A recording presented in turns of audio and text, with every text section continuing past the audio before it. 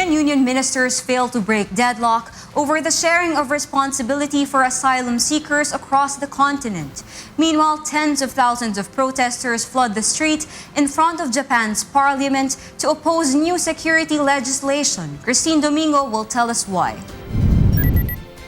In Japan, tens of thousands of protesters flooded the main street in front of the parliament in Tokyo on Monday night, September 14, chanting slogans against the security legislation and calling for the resignation of Japanese Prime Minister Shinzo Abe. Onto the main street, some scuffles broke out in various locations before the barricades were taken down to accommodate the protesters. Despite such big protests held on a weekly basis, Abe's ruling bloc wants to pass the security bills before Parliament ends its session on September 27. A vote in the upper house is expected this week. In Belgium, EU ministers failed on Monday, September 14, to break a deadlock over sharing out responsibility for sheltering some of the hundreds of thousands of people who have sought asylum in Europe this year, leaving the shape of a final deal in doubt.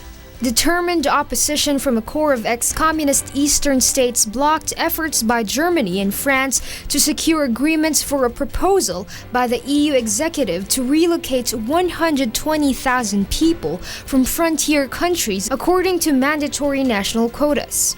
After 6 hours of argument, ministers put off a decision, saying they hope to agree on a deal to find places for the asylum seekers at another meeting in Luxembourg on October 8.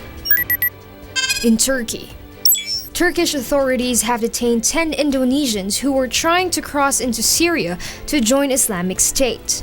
The detained Indonesians were taken to hospital in Kilis to undergo health checks. They were set to be deported once Turkish police procedures have been completed. Turkey is a route frequently used by people heading to join the Islamic State group. Thousands of foreigners from more than 80 nations, including Britain, other parts of Europe, China, and the United States, have joined the ranks of the Islamic State and other radical groups in Syria and Iraq.